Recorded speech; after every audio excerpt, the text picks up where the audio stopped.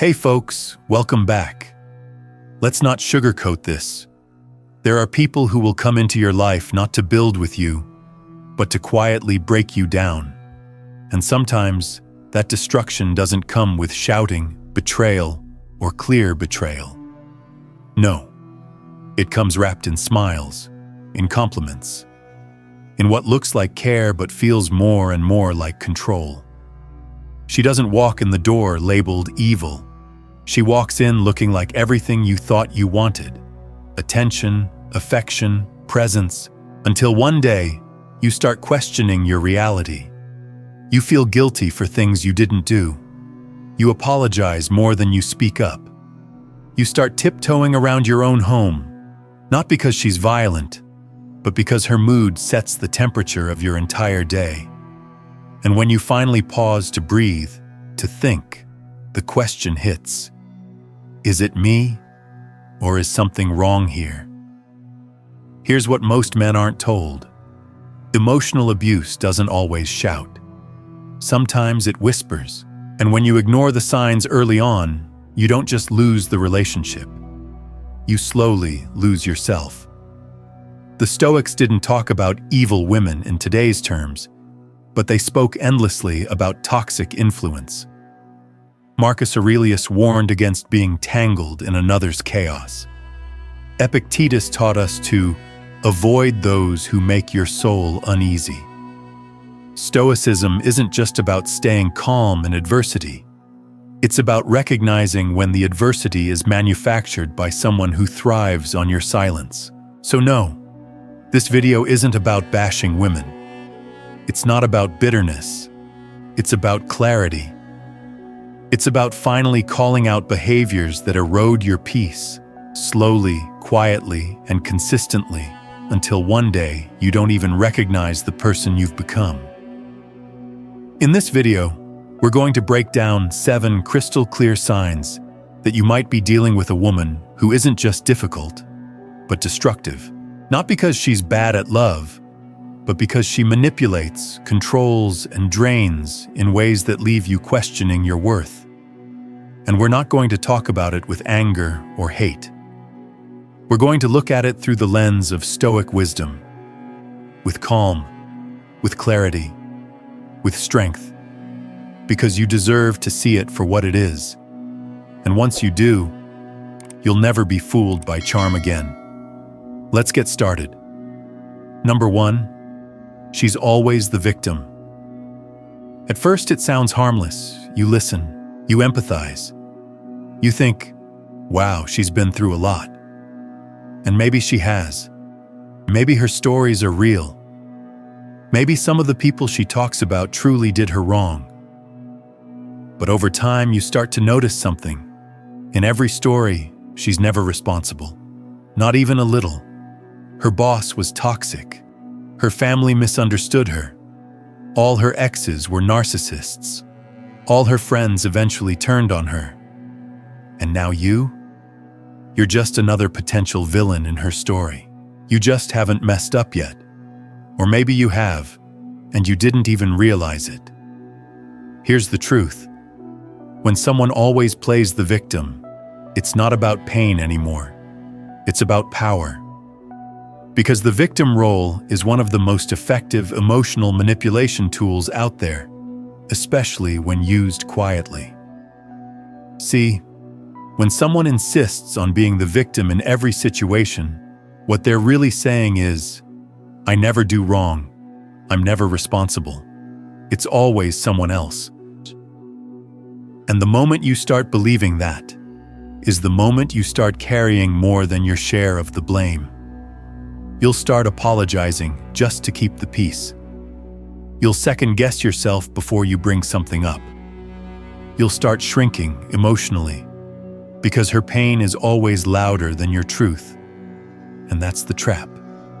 Because in Stoic philosophy, we learn that we are each responsible for our perception. Epictetus said, it's not what happens to you, but how you react to it that matters. But a person who lives in constant victimhood refuses that truth. They reject the idea of accountability because it threatens their control. Yes, control. That might sound backward, but victimhood is a subtle form of control. When she's always the one who's hurt, you become the one who needs to fix things.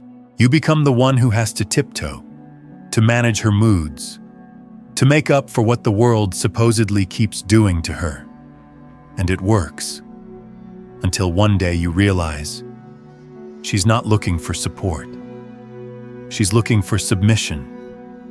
Because the moment you bring something up, anything that challenges her narrative, suddenly you become the problem. You didn't say it right.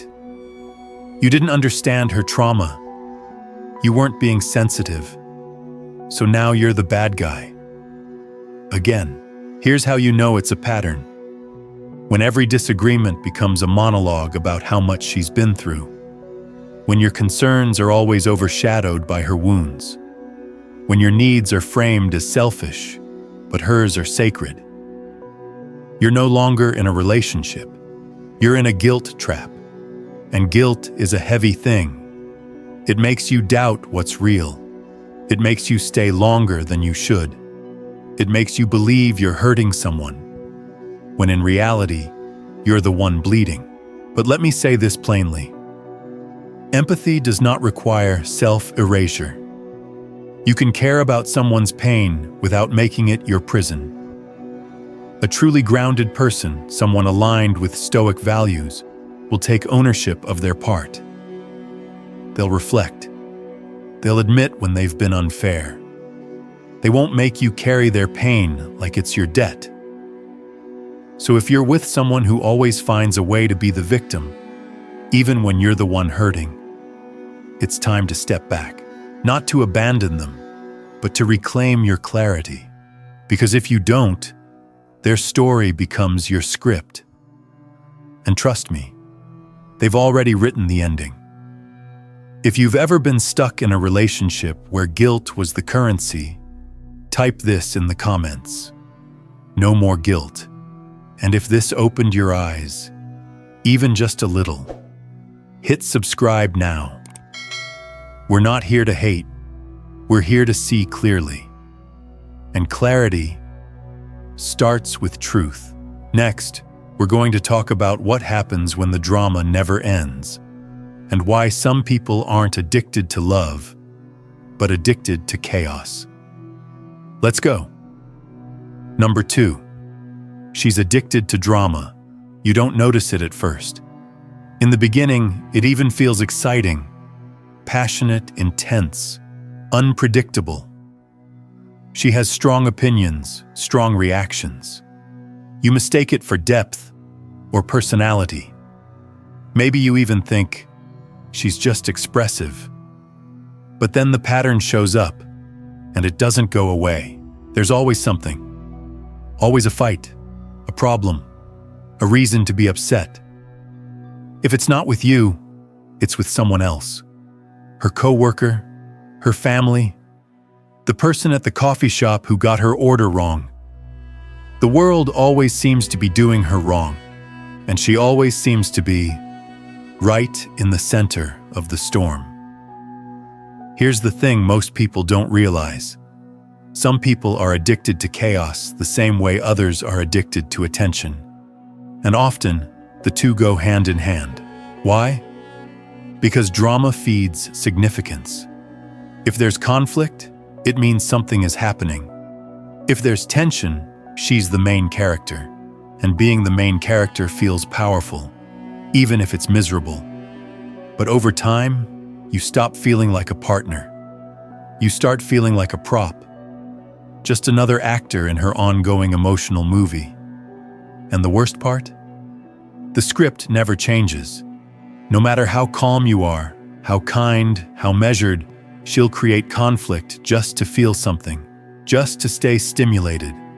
And if you ever try to step out of the pattern, if you stop reacting or choose silence over escalation, she'll accuse you of being cold, distant, uncaring. Because to someone addicted to drama, peace feels like rejection. Marcus Aurelius wrote, The tranquility that comes when you stop caring what they say or do, only what you do. That's Stoicism. That's power. But to her, your calm is offensive. She doesn't want resolution. She wants escalation. Because escalation feels alive, so she'll bait you. She'll twist your words. She'll bring up old arguments out of nowhere. She'll create tension just to watch you flinch. And it's not always explosive. Sometimes it's subtle, passive-aggressive comments, withholding affection, making you guess what you did wrong. It's like walking through a house wired with invisible tripwires. You never know what sets her off, and somehow it's always your fault. This is where the relationship starts to break you down. Not through one big betrayal, but through emotional erosion. Little arguments, daily tension, constant adrenaline, until your body gets used to living in a low-level fight-or-flight state. And here's the scariest part. You might start mistaking that tension for love, because your nervous system gets conditioned. It confuses chaos with connection, and the calm, healthy love you should be experiencing. It starts to feel boring, dull, like something's missing. But what's missing is the trauma bond. A person addicted to drama doesn't want healing. They want emotional highs and lows, and they'll drag you through it until your life becomes a roller coaster you never agreed to ride. So ask yourself honestly, when things are peaceful, does she create conflict? When things are stable, does she start poking? When you set boundaries, does she turn it into a fight? Because peace should not feel like walking on eggshells, and real love shouldn't require you to live in survival mode. If this hits something in you, if you're tired of the emotional chaos, type this in the comments: peace over chaos. And if you're ready for relationships that feel like safety, not suspense, hit subscribe right now. This space isn't for drama. It's for clarity, truth, and your emotional freedom. Next, we're going into one of the most invisible weapons toxic people use. One that doesn't yell, but wounds deeper than any words. Guilt. Let's talk about it. Number 3. She controls through guilt. Guilt is a quiet weapon. It doesn't come with shouting. It doesn't slam doors. It doesn't even always sound angry. Sometimes it sounds soft, sad, disappointed. And that's what makes it so powerful. She doesn't tell you what to do, not directly. She just makes you feel bad when you don't do what she hoped. When you set a boundary, when you say no, when you simply prioritize your own peace. Suddenly, you're the selfish one. You cancel a plan because you're exhausted. She says, "Wow, I guess I don't matter that much to you." You ask for space. She says, "I knew you'd leave like everyone else." You express your feelings. Somehow you're attacking her. And here's what happens next. You start folding. You stop setting boundaries. You stop speaking up. Not because you agree, but because you want to avoid the emotional fallout. You don't want to hurt her. But here's the truth. You're not hurting her. You're threatening her control. Because guilt, when weaponized, is about power. It's a way to keep you off balance, emotionally obedient, always trying to make up for something, even when you've done nothing wrong. It's not love. It's a slow form of control. And the worst part? It works. Especially on good people, on people who care, on people with empathy, people like you. You start overcompensating, giving more, explaining yourself endlessly, walking on eggshells just to avoid being misunderstood, until eventually you realize something terrifying. You're not being loved. You're being managed. Stoicism teaches us to examine the weight we carry and to ask, is this mine to hold? Marcus Aurelius wrote, "You have power over your mind, not outside events. Realize this, and you will find strength." But when you're in a guilt-based dynamic, you start believing that someone else's feelings are your fault. Their disappointment becomes your shame. Their sadness becomes your responsibility. And that's the trap. A woman who controls through guilt will never say she's controlling. She'll say she's hurt, that she cares too much, that she's sensitive. But sensitivity doesn't require silence from you, and love doesn't demand guilt as proof. Because the moment love turns into obligation, it stops being love. You might think you're being compassionate by adjusting your behavior to avoid upsetting her. But compassion without self-respect becomes submission. And submission disguised as love will eat away at your self-worth, one compromise at a time. And what does that look like? You say yes when you want to say no. You over-explain simple decisions. You start feeling anxious before you even speak. You apologize for existing in a way that doesn't serve her. That's not connection. That's survival mode. And let me be clear. You are not selfish for setting boundaries. You are not wrong for needing space. You are not cruel for asking to be heard. Anyone who makes you feel otherwise isn't loving you. They're manipulating you. So if you're feeling emotionally drained, constantly guilty, and unsure of where you end and where her expectations begin, it might be time to ask, is this love or is this leverage? Because love invites truth. Guilt demands compliance, and you deserve better.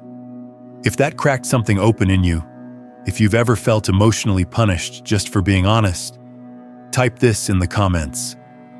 No more guilt. And if you're done being managed by someone else's emotions, hit subscribe now.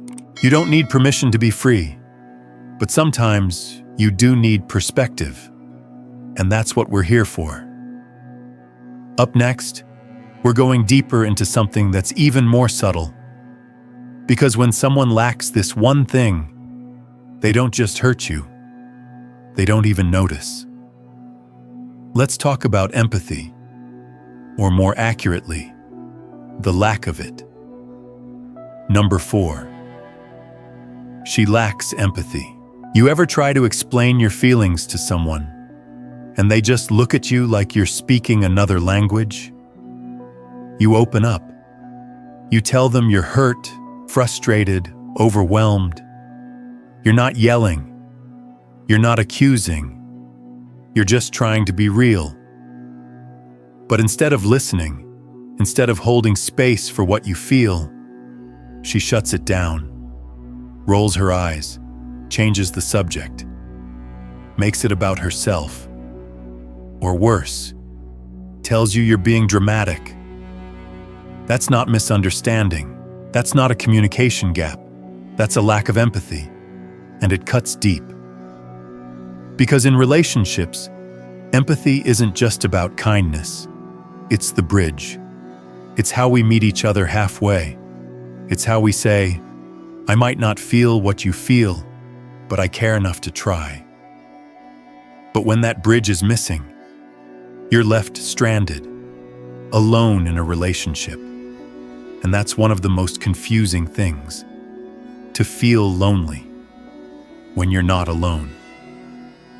A woman who lacks empathy doesn't see you. Not truly. She might hear the words you say, but she filters them through how it affects her. Everything is about her emotions, her perspective, her comfort. Your pain becomes inconvenient. Your honesty becomes a threat. So you stop sharing. You start minimizing your feelings. You start thinking, maybe it's not that big of a deal. But it is. Because over time, that pattern teaches you that what you feel doesn't matter, and nothing will drain your spirit faster than being emotionally invisible to someone you care about. Here's what Stoicism teaches us. We are responsible for our actions, not for others' reactions. Marcus Aurelius said, "Don't waste time debating what a good man should be. Be one." But how do you stay grounded, kind, open, when the person beside you responds to your vulnerability with indifference? You start to shut down. You become guarded, resentful, not because you want to, but because constantly being dismissed starts to change you. You become quieter, colder. And then, when she finally does notice something's off, she says, "You've changed." But the truth is, you didn't change. You adapted to the emotional starvation. Empathy isn't about always agreeing. It's not about fixing someone. It's about saying, "I hear you, I believe you, and even if I don't fully understand, I care." A woman who lacks empathy doesn't give you that space. She gives you judgment, defensiveness, silence, or worse, makes your feelings seem like weakness. And this is where it becomes dangerous. Because when someone doesn't feel your pain, they also don't recognize when they're causing it. They say things that cut, and then blame you for bleeding. They cross boundaries, then accuse you of being too sensitive. They laugh at your insecurities, then call you too serious. It's not always obvious, but it's always there. This quiet lack of emotional presence that tells you, your experience doesn't matter unless it centers her. And when you call it out, she flips it, says you're the one who doesn't care, that you never see things from her point of view. She weaponizes empathy, the very thing she can't give, and turns it against you. That's not love. That's distortion. So ask yourself, when you speak your truth, does she lean in or tune out? When you're low, does she meet you there or make you feel like a burden? When you're real, does she respect it or rewrite it? Because love without empathy isn't love. It's performance. And you can't build anything real on that stage. If you've ever felt unseen by someone standing right in front of you, type this in the comments. I deserve presence. And if that made your chest feel just a little heavier or clearer, go ahead and hit subscribe. Because this space is where we say the quiet things out loud and stop calling emotional absence normal. Next, we're shifting gears into something more visible, something easier to spot, but still deeply tied to disconnection. The obsession with surface and the emptiness that hides underneath it. Let's get into that. Number 5. She's obsessed with superficial things. Let's get real for a second. There's nothing wrong with liking nice things. Aesthetic matters. Beauty inspires. Presentation has its place. But when everything is surface and there's nothing underneath, that's when it becomes a red flag. You know what I'm talking about. When the conversation always circles back to appearances, when validation is measured in likes, not loyalty. When what she wears matters more than how she treats people. When her social media presence is curated like a brand, but her inner world is neglected, avoided, or straight up empty. At first, it might feel fun, maybe even attractive. She's polished, put together, stylish, confident. But slowly, the deeper you go, the more you realize there's no depth to reach. It's all surface. Everything is about image, not intention, not substance, not connection. And that creates a very specific kind of loneliness. You might be sitting next to her, holding her hand, hearing her talk, and still feel like she's not really with you. Because she's not. She's performing for the world, for strangers, for her own ego. And that performance never stops, even in private. You notice it when you try to open up, and she's more concerned with how she looks in the mirror than what you just said. You feel it when your silence during an argument matters less than the photo she just posted smiling. You see it when her priorities always center around how it will look, instead of what feels true. The Stoics warned us about this. Seneca said, "It is not the man who has too little, but the man who craves more, that is poor." And in today's world, more often means more attention, more approval, more illusion. But what happens when someone builds their entire identity on the external? They disconnect from the internal, and that shows up in love. Big time. Because when someone is obsessed with superficial things, they don't value emotional reality. They value optics. They'll downplay your problems because they don't look good. They'll hide your struggles because vulnerability doesn't match their feed. They'll invalidate your truth because it disrupts their narrative. Over time, you start to feel like a background character in a show you didn't sign up for. And the relationship? It starts feeling transactional, conditional, aesthetic over authenticity. You're not loved, you're leveraged for status, for image, for her own self-perception. And here's the trap. She'll make it look like everything's great. You'll be the couple everyone envies. The photos are perfect. The captions are poetic. But behind the scenes, there's distance, disconnection, disrespect. Because love that's built on appearance will collapse the moment things get real. The moment you're not smiling. The moment you're not strong. The moment you need something more than a filtered version of affection. And if you try to address it, she'll say you're overthinking, that you're being negative, that you're ruining the vibe, when in truth, you're just noticing what's been hollow the whole time. So ask yourself, when things get quiet, is she still present? When the lights go off, is the connection still alive? Or is the relationship only alive when someone's watching? Because beauty without depth is decoration, and you weren't made to be part of someone's shelf. If you've ever felt like you were in love with a highlight reel and starving for something real, type this in the comments: depth over image. And if that hit, don't brush it off. Hit subscribe, because what we're building here is substance, not spectacle. Clarity over confusion, growth over games. Up next, we're walking into one of the most frustrating patterns of all, when she simply cannot take responsibility, no matter what. Even when it's obvious, even when it's hurting you. Let's talk about that. Number 6, she can't admit she's wrong. Nobody's perfect. We all mess up. We say things we regret, act out of emotion, let ego get the best of us. That's part of being human. But what separates the grounded from the toxic is what comes next. Can you own it?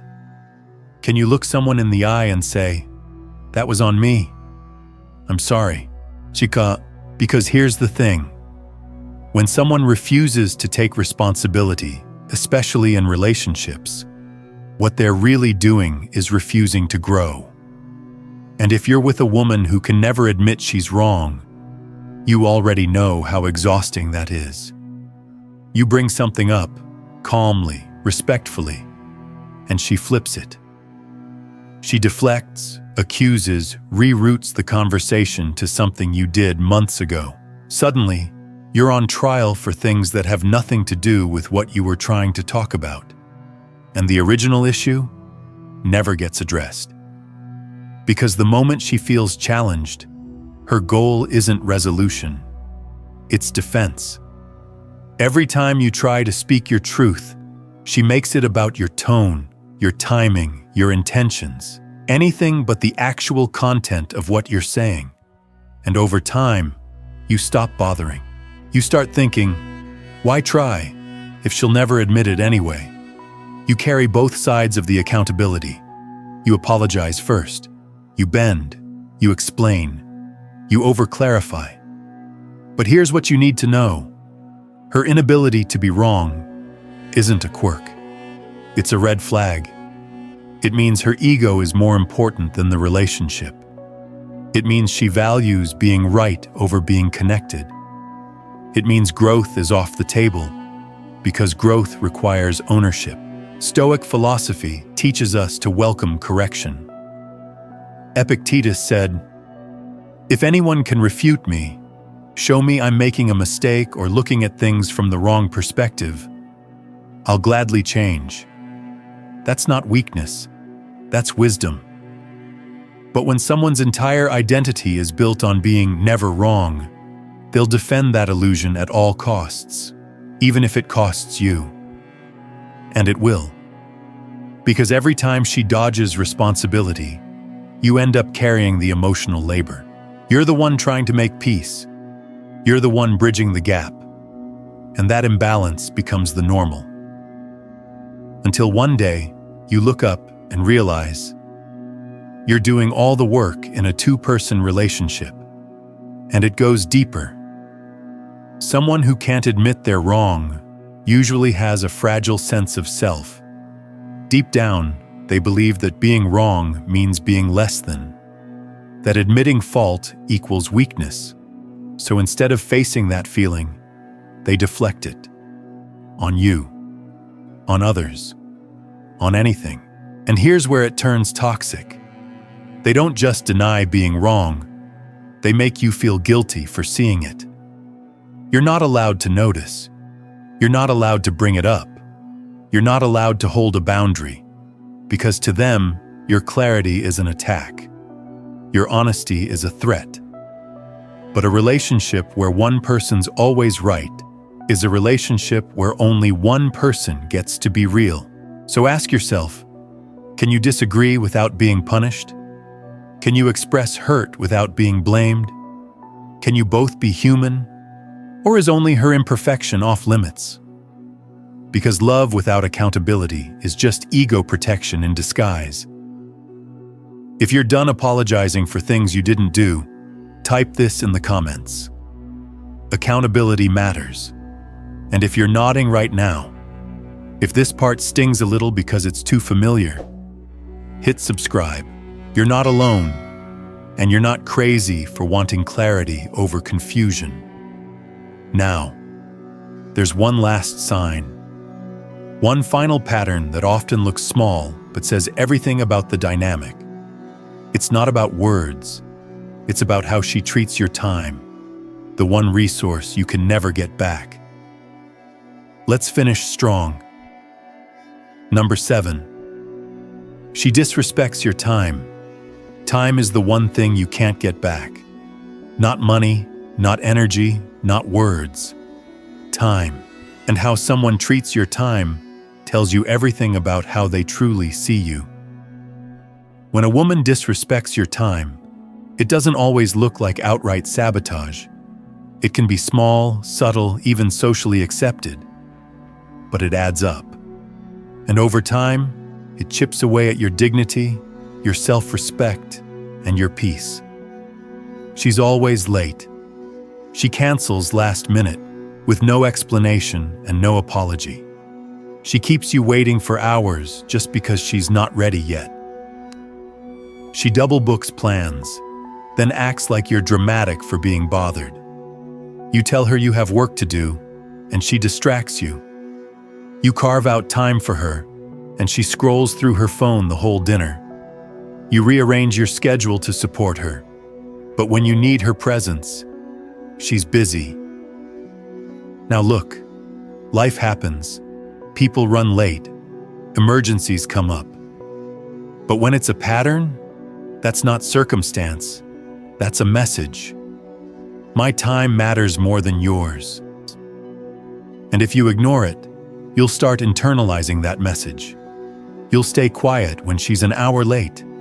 You'll justify the disrespect. You'll tell yourself, she's just overwhelmed. Or, maybe I'm expecting too much. But deep down, you'll feel it. The slow erosion of value. not because she said anything cruel, but because every missed plan, every broken promise, every ignored moment whispered something louder than words.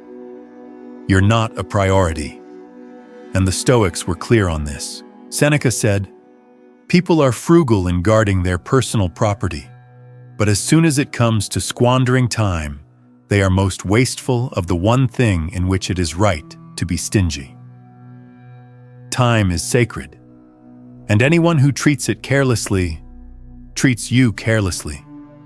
Because let's be honest, when someone values you, they value your time. They show up. They're present. They respect your calendar, your space, your energy. Not perfectly, but intentionally. And when they mess up, they own it. Not with excuses, but with adjustment. But when she disrespects your time habitually, she's not just being inconsiderate. She's showing you how she sees you in her world. Replaceable, adjustable, on call, and that does something to you. You start planning less, dreaming less. You stop making time for yourself because you're always waiting on her. You push back your goals, cancel your gym, skip your rest, and suddenly your whole life revolves around her rhythm. Not because she asked directly, but because she trained you to expect nothing solid from her. It's a quiet domination. And the worst part? When you bring it up, she makes you feel guilty. She says you're controlling, too rigid, that you should relax. But it's not about control. It's about basic mutual respect. In healthy love, your time is honored, protected, prioritized. Not because of rules, but because of care. So if you constantly feel like you're chasing her schedule, or like your needs are just background noise to her day, it's time to ask the hard question. If she doesn't value your time, does she really value you? Because love that disrespects your time eventually disrespects everything else. If you've ever felt like your presence was optional, your time disposable, your priorities always second, type this in the comments. My time matters. And if that resonated, even in a quiet way, hit subscribe. This isn't just a channel. It's a space for reclaiming what's been silently taken. Your voice, your clarity, your self-respect. Let's wrap this up right. So here's the truth, plain and simple. Evil doesn't always look loud. It doesn't always scream or cheat or throw punches. Sometimes it shows up as charm, silence, deflection, guilt. Sometimes it wears a smile and drains you quietly. And when you ignore the signs, you don't just lose time, you lose yourself. Stoicism teaches us to return to what we can control, to step back, see clearly, and act with reason, not reaction. But clarity isn't just about seeing others. It's about finally choosing you, your time, your peace, your truth. So if something inside you lit up watching this, not in anger, but in recognition, hold on to that. That's not hate. That's self-respect waking back up. And if this video helped you name what you've been feeling but couldn't say, I'm glad you found this space. You're not crazy, you're not alone, and you're not overreacting. You're just finally seeing it for what it is. If that landed, give this video a like, hit subscribe, and keep walking toward the kind of love that doesn't cost you your sanity. I'll see you in the next one. Take care of yourself and your peace.